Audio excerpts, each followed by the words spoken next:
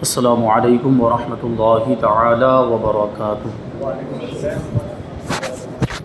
نحمده ونصلي ونسلم على رسوله الكريم اما بعد فاعوذ باللہ من الشیطان الرجیم بسم اللہ الرحمن الرحیم ان اللہ وملائکته يصلون على النبی یا ایہا الذین آمنوا صلوا علیہ وسلموا تسلیما اللهم صل على سيدنا ومولانا محمد معدن الجود والكرم وآله الكرام وابنه الكريم وبارك وسلم صلاة وسلاما عليك يا رسول الله صلی اللہ تعالی علیہ وسلم۔ عزیزان ملت اسلامیہ، سورہ فاتحہ کی چوتھی آیت ایاک نعبد و ایاک نستعین کی تفسیر جاری ہے۔ اس کا پہلا جز، پہلا حصہ ایاک نعبد، اس کا معنی ہوتا ہے ہم تیری ہی عبادت کرتے ہیں۔ تو اس سے پہلے والے درس میں اس آیت کریمہ کا اس سے پہلے والی آیتوں سے تعلق اور مناسبت سمجھائی گئی، دو طریقے سے سمجھائی گئی۔ ابھی تیسرا ایک تعلق یہاں پہ بتائیں گے کہ اس آیت کریمہ کا اپنے سے پہلی والی آیتوں سے کیا تعلق ہے۔ تیسرا تعلق فرماتے ہیں اس طرح تعلق ہے کہ انسان کے تین ہی حال ہیں، ایک تو گزرا ہوا حال، ایک موجودہ حال اور ایک آنے والا۔ انسان کی تین حالتیں ہوگی، ایک گزرا ہوا زمانہ، موجودہ زمانہ اور آنے والا زمانہ، اور تینوں حالوں میں انسان اپنے رب کا محتاج ہے۔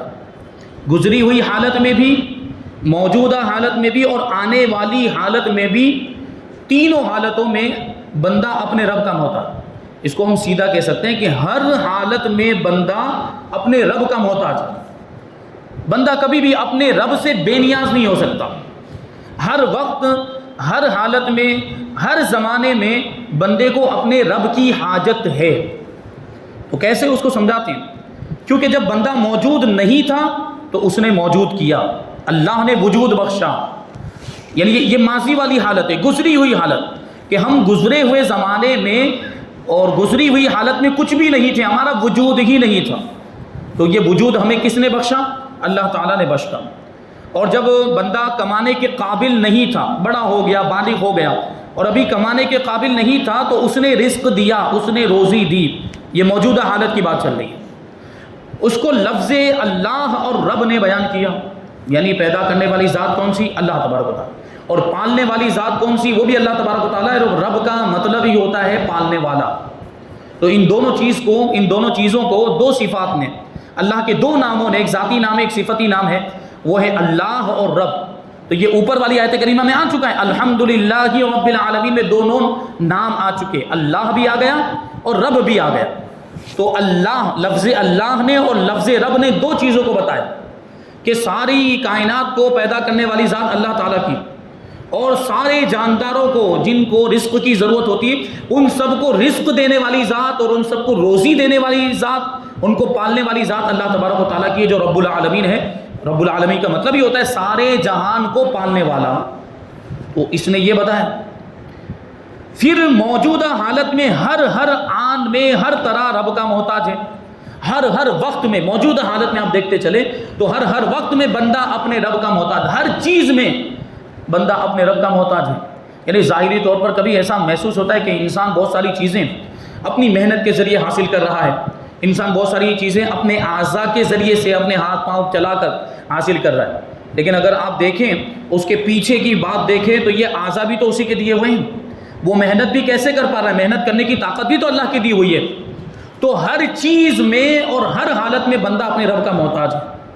تو اس کا ذکر رحمان اور رحیم میں فرمایا کہ بندہ محتاج ہے، بندے کو اپنے رب کی حاجت ہے، تو رب مہربانی فرماتا بھی ہے، رب رحم فرماتا بھی ہے۔ یعنی جس چیز کی بندے کو ضرورت ہوتی ہے وہ چیز اللہ تبارک و تعالیٰ مہیا فرماتا ہے۔ میں نے ایک مثال دی تھی اس سے پہلے، آکسیجن کی انسان کو کتنی زیادہ ضرورت ہے۔ اگر صرف 5 سیکنڈ کے لیے دنیا سے آکسیجن ختم ہو جائے، پوری دنیا تباہ و برباد ہو جائے گی۔ انسان تو 5 سیکنڈ سے کچھ زیادہ تک اپنی سانس روک سکتا ہے، لیکن دوسری چیزوں پر بھی اس کا اثر ہوگا۔ آپ سائنس کو پڑھیں تو آپ کو اندازہ ہوگا کہ دوسری چیزوں کے اندر بھی، دوسری مخلوقات بلکہ بے جان چیزوں کے اندر بھی آکسیجن کا کتنا اثر ہے۔ تو یہ آکسیجن اگر ختم ہو جائے تو یہ پہاڑ ریزہ ریزہ ہو جائیں گے. یہ آکسیجن نے اس کو جوڑ کے رکھا ہوا ہے, اس کے ذرات جو آپس میں جڑے ہوئے ہیں وہ آکسیجن کی وجہ سے جڑے. دوسری بھی جو مادی چیزیں ہیں یعنی کسی مٹیریل سے بنی ہوئی وہ ساری چیزیں بکھر جائیں گی, ان کا جو اندر کے جو جواہر ہیں, اندر کے جو ایٹمز ہیں وہ جدا ہو جائیں گے اور یہ ساری چیزیں بکھر جائیں گی, پہاڑ بکھر جائیں گے اور یہ سب تباہ و برباد ہو جائے گا. اگر 5 سیکنڈ کے لیے بھی آکسیجن دنیا سے ختم کر دی جائے تو یہ معاملہ ہوگا. تو سوچیں کہ اللہ تبارک و تعالیٰ نے جس چیز کی جیسی ضرورت تھی اس چیز کو اتنی ہی مقدار میں مہیا فرمایا. میں نے نمک کی بھی مثال دی تھی اس سے پہلے کہ نمک کی کتنی ضرورت ہے ہم کو, ہر کھانے میں نمک پڑتا ہے, ہر چیز میں تقریباً, اور یہ نمک کے بغیر کھانا اچھا نہیں لگتا. اور بھی دوسری بہت ساری چیزوں میں نمک کی ضرورت ہے ہمیں. ہم تو دوسرے مسالے بھی کھاتے ہیں, ہندوستان کے اندر مسالوں کا بہت رواج ہے. آپ دوسرے ممالک پہ چلے جائیں تو وہاں دوسرے مسالوں کا تصور ہی نہیں ہے, لیکن نمک کا تو ہر جگہ پہ تصور ہے. کسی بھی ملک میں چلے جائیں نمک تو ضروری ہے وہاں پہ کھانے کے لیے. تو دیکھیں نمک کی اتنی زیادہ ضرورت تھی تو اللہ تبارک و تعالیٰ نے نمک اتنی ہی زیادہ مقدار میں مہیا بھی فرمایا اور اتنا ہی سستا بھی رکھا ہے کہ نہیں؟ کتنی زیادہ وافر مقدار میں نمک مہیا ہے اور وہ اتنا سستا بھی ملتا ہے. اب یہ بھی غور کریے, بھی اللہ کی قدرت ہے. انسانوں نے اگرچہ اس کو فالو کیا ہے لیکن کہیں نہ کہیں انسان کی عقل میں اللہ تبارک و تعالیٰ نے ہی ڈالا ہے کہ جس چیز کی زیادہ ضرورت ہو وہ چیز اتنی آسانی کے ساتھ حاصل بھی ہونی چاہیے اور اتنی مہنگی نہیں ہونی چاہیے, اتنی ہی سستی ہونی چاہیے. تو نمک کا بھی وہی معاملہ ہے. نمک کی زیادہ ضرورت تھی, اس کے مقابلے میں شکر اور چینی کی اتنی زیادہ ضرورت نہیں ہے تو اس کی پیداوار کم ہے اور وہ نمک کے مقابلے میں تھوڑی مہنگی بھی ہے کہ وہ میٹھی چیزیں بہت کم استعمال, یعنی کھاری چیزوں کے مقابلے میں میٹھی چیزیں کم استعمال کی جاتی ہیں. تو یہ اللہ تعالیٰ کی قدرت ہے. اور بھی بہت ساری چیزیں آپ اپنی آس پاس کی چیزوں پہ غور و فکر کریں تو آپ کو اندازہ ہوگا کہ اللہ تبارک و تعالیٰ نے ہماری ضرورت کی چیزوں کو کیسے مہیا فرمایا, وہ کیسا مہربان ہے, وہ کیسا رحمان ہے, کیسا رحیم ہے. ہم خود غور کریں جو اللہ تعالیٰ نے قرآن مجید میں جگہ جگہ پہ جو ارشاد فرمایا کہ کذالک یبین اللہ آیاتہ لعلکم تتفکرون, کہ اللہ تبارک و تعالیٰ اپنی نشانیاں تمہارے سامنے کھول کر بیان کرتا ہے تاکہ تم غور و فکر کرو اس کی قدرت میں کہ اللہ تبارک و تعالیٰ کیسا قادر ہے اور اللہ تعالیٰ کیسا رحمان کیسا رحیم ہے. اس پہ تم غور و فکر کرو. ہم غور نہیں کرتے, ہم تو بس اپنی وہ زندگی میں مصروف اور کیا ہو رہا ہے اللہ تبارک و تعالیٰ کی ذات کے تعلق سے, اللہ تعالیٰ کی قدرت کے مناظر کے تعلق سے غور و فکر نہیں کرتے. اللہ تبارک و تعالیٰ نے زمین میں سیر کرنے کا بھی حکم دیا, فسیروا فی الارض, زمین میں سیر کرو. لیکن اس کی وجہ کیا بیان کی؟ اس کی وجہ یہ بیان کی تاکہ تم قدرت کے مناظر دیکھو, اللہ کی قدرت کا تمہیں احساس ہو کہ اللہ تبارک و تعالیٰ نے کیسی کیسی چیزیں پیدا کی. جیسے ابھی ہم پہاڑی علاقوں میں جائیں تو پہاڑوں کو دیکھیں تو ہمیں اللہ تبارک و تعالیٰ کی قدرت کا احساس کہ اتنا بلند و بالا پہاڑ اللہ تبارک و تعالیٰ نے پیدا کیا, تو ہمیں اس کی قدرت کا, ویسے تو ہم یقین ایمان رکھتے ہیں کہ اللہ تعالیٰ جو چاہے وہ پیدا فرما سکتا ہے, لیکن وہ ہمارے سامنے ایک مثال آ جاتی ہے اس وقت کہ اللہ تعالیٰ نے اتنا بلند و بالا ہمالیہ پہاڑ جو دنیا کا سب سے بڑا پہاڑ ہے, اس کی ایک چوٹی جو ہے ایوریسٹ جس کو کہا جاتا ہے وہ دنیا کی سب سے اونچی چوٹی ہے, اس کو آپ دیکھیں تو آپ کو اللہ تبارک و تعالیٰ کی قدرت کا احساس ہوگا. تو یہ اللہ تبارک و تعالیٰ نے قرآن مجید کے اندر جگہ جگہ پہ ارشاد فرمایا کہ غور و فکر کرو اللہ کی نشانیوں میں. تو ہم تو گھومنے جاتے ہیں پھرنے جاتے ہیں بس وہ تفریح کے لیے, دماغ فریش کرنے کے لیے, بس ویسے ہی رواج ہے تو گھومنے جاتے ہیں. گھومنے جائیں تو اس میں بھی یہ نیت ہونی چاہیے کہ ہم اللہ کی قدرت کے مناظر کو دیکھیں گے اور اس کے ذریعے سے ہمارے ایمان میں اور مضبوطی آئے گی, ہمارے اللہ تبارک و تعالیٰ پر جو ہمارا یقین ہے وہ اور زیادہ پختہ ہوگا. تو یہ سوچ کر جانا چاہیے. تو اللہ تبارک و تعالیٰ نے جس چیز کی جتنی زیادہ ضرورت تھی وہ چیز اتنی ہی زیادہ مقدار میں پیدا فرمائی ہے. تو دیکھیں اب یہ بھی ایک چیز یہاں پہ یاد آ رہی ہے, گوشت کھایا جاتا ہے, بکری کا گوشت بھی کھایا جاتا ہے, گائے کا گوشت بھی, وہ ہمارے ہندوستان میں ہم نہیں کھاتے ہیں جبکہ حلال ہے گائے کا گوشت, بھینس کا گوشت بھی کھایا جاتا ہے. تو آپ دیکھیں جن چیزوں کا گوشت کھایا جاتا ہے اللہ تبارک و تعالیٰ نے ان میں برکت رکھی ہے. کتے کا گوشت نہیں کھایا جاتا, کتا حرام ہے. تو اب ہونا کیا چاہیے تھا, یعنی ہماری عقل کیا کہہ رہی ہے کہ جس چیز کا گوشت کھایا جا رہا ہے بکری وغیرہ بھینس وغیرہ وہ کم ہو جانی چاہیے کیونکہ ہم کھا رہے ہیں اس کو, اور جس چیز کا گوشت نہیں کھایا جا رہا ہے وہ کیا ہونی چاہیے, بڑھنی چاہیے. کتے کا گوشت نہیں کھایا جا رہا ہے تو اس کی تعداد بڑھنی چاہیے کہ کم ہونی چاہیے, بڑھنی چاہیے. جبکہ ہم کیا دیکھتے ہیں کہ کتوں کی تعداد دن بدن کم ہوتی جا رہی ہے اور جن چیزوں کا گوشت کھایا جاتا ہے بکری بکرے اور بھینس وغیرہ ان کی تعداد میں اور زیادہ اضافہ ہو رہا ہے کیونکہ اللہ تبارک و تعالیٰ نے وہ جو چیزیں جو حلال فرمائی ہے وہ بندوں کے کھانے کے لیے حلال فرمائی ہے، تو بندوں کو ان کے کھانے کی ضرورت ہے، کتے کے کھانے کی ضرورت نہیں، کتا حرام ہے، اس لیے اللہ تبارک و تعالیٰ نے اس میں برکت نہیں رکھی ہے، جو جانور حلال ہیں ان کے اندر برکت رکھی ہے۔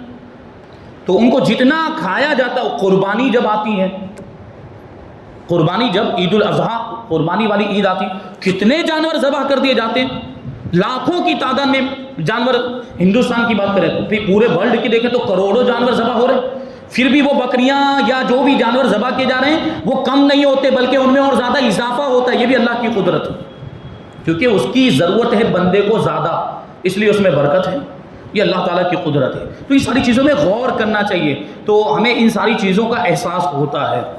تو اللہ تبارک و تعالیٰ نے جس کی جیسی ضرورت تھی وہ چیز ویسے پیدا کی، تو اللہ رحمان بھی ہے، رحیم بھی ہے۔ اور پھر آئندہ قبر و حشر میں رب ہی کے محتاج ہوں گے، قبر میں بھی اللہ کی ہمیں حاجت، اور حشر میں جب قبر سے اٹھائے جائیں گے میدان محشر میں جمع ہوں گے وہاں بھی ہمیں رب کی حاجت ہے۔ تو اس کو مالک یوم الدین نے بیان کیا، روز جزا کا مالک، قیامت کے دن کا مالک، جو آگے والی آیت کریمہ، اب یہ تینوں آیت کریمہ کو جوڑ کر دیکھیں تو ساری چیزیں یہاں پہ آ گئی، قیامت کا بھی ذکر آ گیا، گزرے ہوئے زمانے کے تعلق سے بھی ہو گیا، موجودہ حالت کے بارے میں بھی ہو گیا، اور آنے والا زمانہ جو قیامت کا زمانہ ہوگا، جو آخرت اور حشر قبر وغیرہ کے معاملات ہوں گے، اس میں بھی بندہ اپنے رب سے بے نیاز نہیں ہو سکتا، وہاں پر بھی ہر آن ہر حالت میں بندے کو اپنے رب کی حاجت ہے، کیونکہ ہم تو گنہگار ہیں، ہمارے پاس ایسے عمل نہیں کہ ہم ڈائریکٹ جنت میں چلے جائیں گے۔ اور کبھی ایسا بھی ہوتا ہے کہ انسان نے بہت دنیا کے اندر بہت نیک اعمال کیے ہوتے ہیں، حدیث کا مفہوم ہے، انسان نیکوں والے کام کرتا ہی رہتا ہے، یہاں تک کہ لوگ سمجھتے ہیں کہ بہت بڑا نیکوکار ہے، لیکن اس کا خاتمہ ایمان پر نہیں ہوتا، سیدھا جہنم میں جاتا، سیدھا جہنم میں جاتا۔ اور کبھی ایسا اس کے برعکس ہوتا ہے کہ بہت گناہوں کے کام کرتا ہے، بہت گناہوں کے کام، لیکن آخر موت سے پہلے اس کو توبہ کی توفیق مل جاتی ہے، وہ اپنے سارے گناہوں سے توبہ کر لیتا ہے، اور توبہ سچی توبہ کرتا ہے تو اللہ تعالیٰ اس کی توبہ کی برکت سے اس کے سارے گناہوں کو معاف فرما دیتا ہے، اور وہ جنت میں پہنچ جاتا ہے۔ تو خاتمے پر دار و مدار ہے، یہ آپ یاد رکھیں کہ ہمارا خاتمہ کس پر ہوتا ہے، ایمان کی حالت پر ہوتا ہے یا معاذ اللہ کفر کی حالت پر، تو ہمیں خاتمے کی فکر کرنی چاہیے، خاتمے کے تعلق سے دعائیں کرتے رہنا چاہیے کہ اللہ تعالیٰ ہمارا خاتمہ بالخیر فرمائے، ایمان پر ہمارا خاتمہ ہو، کیونکہ ایمان ہی سب کچھ ہے، ایمان سلامت ہے تو جنت ملے گی، پھر اگرچہ ہم بہت بڑے گنہگار ہی کیوں نہ ہو، اگرچہ ہم بہت پوری زندگی گناہ کرتے رہے، لیکن ایمان سلامت ہے ہمارا، تو ایمان کی برکت سے اور عشق رسول کی برکت سے جہنم میں ہو سکتا ہے ہمیں اپنے گناہوں کی سزا ملے، لیکن وہ ٹیمپرری ہوگی، جو گناہوں کی جو سزا ہوگی، جو اس کی ایک مدت ہوگی، اس کا ایک عرصہ ہوگا، وہ تو اللہ تبارک و تعالیٰ کے علم میں ہے کہ کون سے گناہ کے لیے کتنی مدت تک ہمیں جہنم میں رکھا جائے گا۔ بہرحال جتنی بھی مدت ہو ہم اتنی ہی مدت تک جہنم میں رہیں گے، گنہگاروں کی بات کر رہا ہوں، لیکن ایمان والا ہونا چاہیے۔ بہرحال ایمان کی برکت سے اور عشق رسول کی برکت سے آخرکار جہنم سے نکالے جائیں گے اور جنت میں داخل کیے جائیں گے۔ تو یہ ایمان ہی سب کچھ ہے، یعنی نجات کا دار و مدار، نجات جو ڈیپینڈ کرتی ہے وہ ایمان پر، ایمان اور عشق رسول، ایمان کا حصہ ہے عشق رسول، بلکہ ایمان کی جان ہے عشق رسول، تو عشق رسول ہونا چاہیے، تو یہ چیز ہے۔ تو اللہ تبارک و تعالیٰ نے ان ساری چیزوں کو پہلے بیان کیا، تو ان آیتوں نے، اوپر والی آیتوں نے بتا دیا کہ اے انسان تو ہر حالت میں رب کا محتاج ہے۔ اب فرمایا گیا کہ جس کے کرم کی تجھ کو ہر وقت ضرورت ہے اور رہے گی، تو اب اسی کی عبادت کر۔ دنیا میں بھی ہم دیکھیں کہ ہمیں جس کی ضرورت ہوتی ہے تو اس کی خوشامد کرتے کہ نہیں کرتے؟ کسی انسان کی ہمیں ضرورت ہو تو ہم اس کے سامنے بسا اوقات عاجزی کرتے ہوئے نظر آتے ہیں، چاپلوسی کرتے ہوئے نظر آتے ہیں، یا خوشامد وغیرہ کے معاملات ہوتے ہیں، تو اس کو ہم عبادت تو نہیں کہہ سکتے، لیکن وہ پروردگار ہے۔ دنیا میں کسی کی ضرورت ہوگی تو وہ عارضی طور پر ہوگی، ٹیمپرری ہوگی، لیکن ہمیں رب کی جو ضرورت ہے، رب کی جو حاجت ہے، وہ ہمیشہ کے لیے، ہمیشہ تھی، ہمیشہ ہے، ہمیشہ رہے گی، تو ہمیں تو اس کی عبادت کرنی چاہیے۔ یعنی اللہ تبارک و تعالیٰ نے ہمیں اتنی ساری نعمتیں عطا کی ہیں اور اس کی ہمیں ہر وقت ہمیشہ ضرورت ہے، تو پھر ہمیں اس کی عبادت کرنی چاہیے، یہ اس کا تقاضا ہے۔ اب یہاں پہ آیت کریمہ کی تفسیر، علماء کرام فرماتے ہیں کہ اس آیت میں کلام کی روش چند طرح سے بدل گئی۔ پہلے دیکھیں کیا ذکر ہو رہا تھا، اوپر غور کریں تو ساری تعریفیں اس اللہ کے لیے جو سارے جہان کا پالنے والا، وہ رحمان بھی ہے، وہ رحیم بھی ہے، وہ روز جزا کا مالک ہے، یہ اللہ تعالیٰ کی صفات بیان کی جا رہی تھی ابھی تک۔ لیکن اب اچانک کیا آ گیا؟ ایاک نعبد، اب اچانک یہ بات آ گئی، یعنی بندہ خود رب کی بارگاہ میں عرض کرنے لگ گیا کہ اے پروردگار ہم تیری ہی عبادت کرتے ہیں۔ تو کلام کا طریقہ چینج ہوا کہ نہیں ہوا؟ پہلے اللہ تعالیٰ کی صفات بیان کی جا رہی تھی، اللہ تعالیٰ کی خوبیاں بیان کی جا رہی تھی، اب بندہ اپنے رب کی بارگاہ میں عرض کرنے لگ گیا کہ اے پروردگار ہم تیری ہی عبادت کرتے ہیں۔ تو یہ روش چینج ہوئی، طریقہ چینج ہوا۔ تو یہ کس طریقے سے ہوا اس کو بتاتے۔ پہلا طریقہ یہ کہ اب تک خدا کا ذکر اس کے ناموں سے ہو رہا تھا، اب اس کو خطاب کیا جا رہا ہے، یعنی اب اللہ تبارک و تعالیٰ کو پکارا جا رہا ہے اور اللہ کی بارگاہ میں عریضہ پیش کیا جا رہا ہے، یہ ایک طریقہ ہوا۔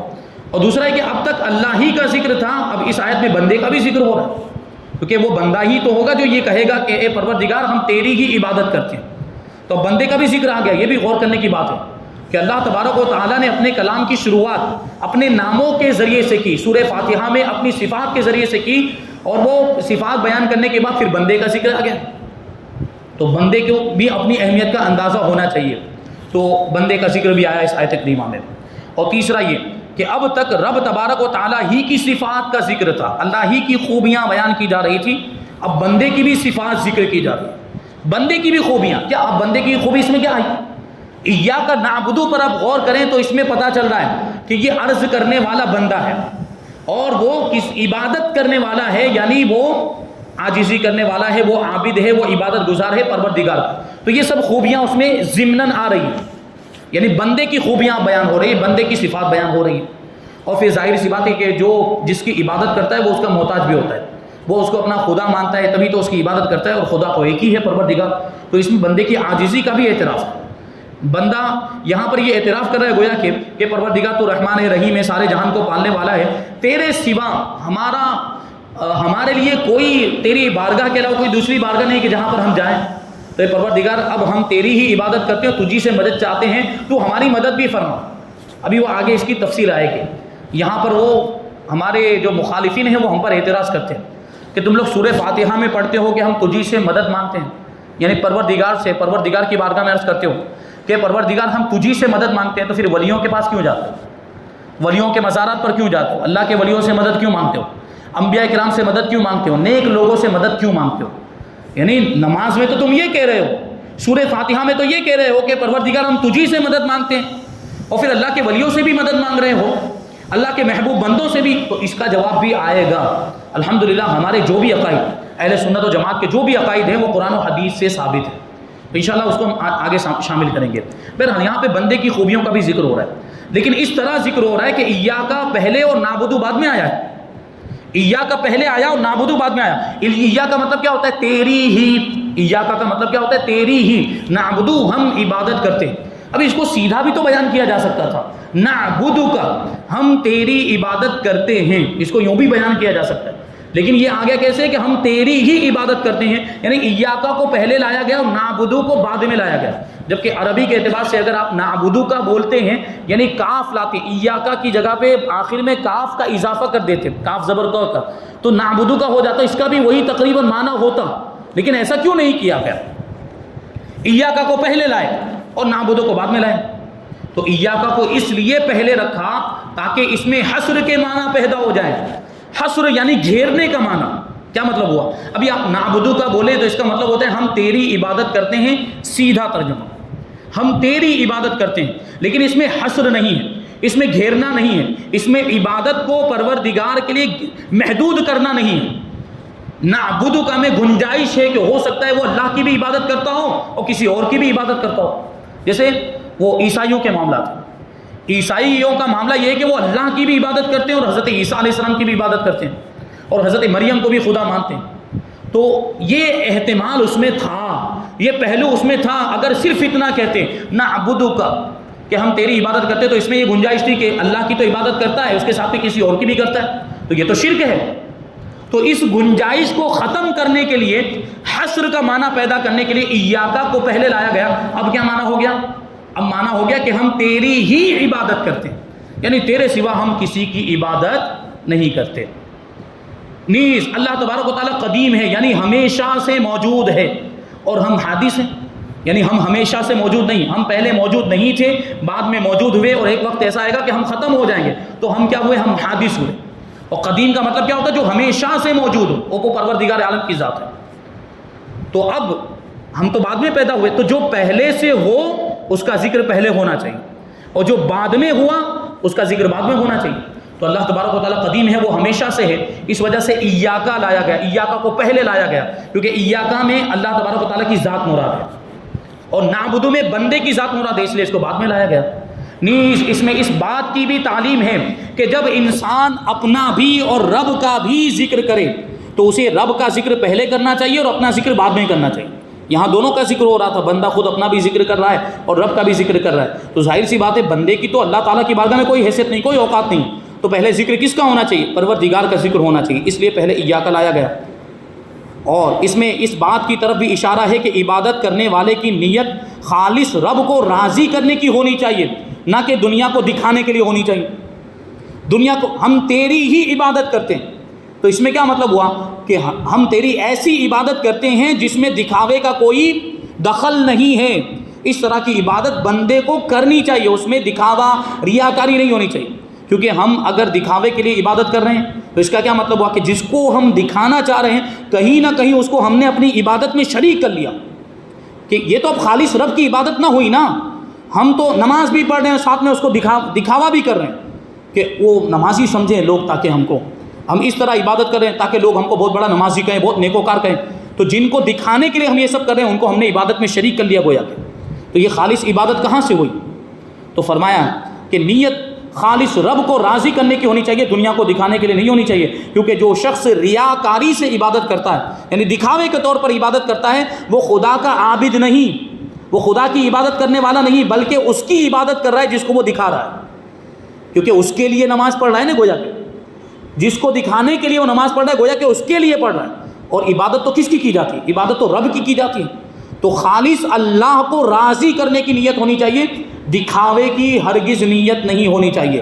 اور دکھاوا جب ہوتا ہے اور ریاکاری کے طور پر اگر کوئی عبادت کی جائے تو اس عبادت کا ثواب ختم ہو جاتا ہے، اس عبادت کا ثواب ضائع ہو جاتا ہے۔ تو اگر ہم چاہتے ہیں کہ ہماری عبادتوں اور ہماری نمازوں کا ثواب محفوظ رہے، ہمیں ملے، تو ہمیں ریاکاری اور دکھاوے سے بچنا چاہیے، اور نماز جب پڑھے تو خالص اللہ کی عبادت کی نیت سے، خالص اللہ کو راضی کرنے، کوئی دیکھ رہا ہے کہ نہیں دیکھ رہا اس سے ہمیں کوئی مطلب ہی نہیں ہونا چاہیے، کوئی ہمیں نمازی کہے گا یا کوئی ہمیں نیکوکار کہے گا اس سے کوئی مطلب ہی نہیں ہونا چاہیے، ہمیں تو بس ہمارے ذہن میں یہ تصور ہونا چاہیے کہ ہم اپنے رب کی عبادت کر رہے ہیں، یہ ہم پر لازم اور ضروری اس وجہ سے ہم عبادت کر رہے ہیں، اس میں ریاکاری کا شائبہ بھی نہیں ہونا چاہیے۔ بہرحال اب ایک واقعہ یہاں پہ بہت پیارا واقعہ ذکر کریں گے، ایک بزرگ کا واقعہ کہ وہ اللہ والے کیسی عبادت کرتے تھے، اور پھر اس کے بعد ایک ضروری معلومات، انشاءاللہ یہ ساری چیزیں ہم آئندہ درس میں شامل کریں گے۔ اللہ تبارک و تعالیٰ کی بارگاہ میں دعا ہے کہ جو کچھ بھی بیان ہوا اس پر ہم سب کو عمل کرنے کی توفیق عطا فرمائے، اور نور قرآن سے ہم سب کے دلوں کو روشن اور منور فرمائے۔ وما علینا الا البلاغ۔ السلام علیکم۔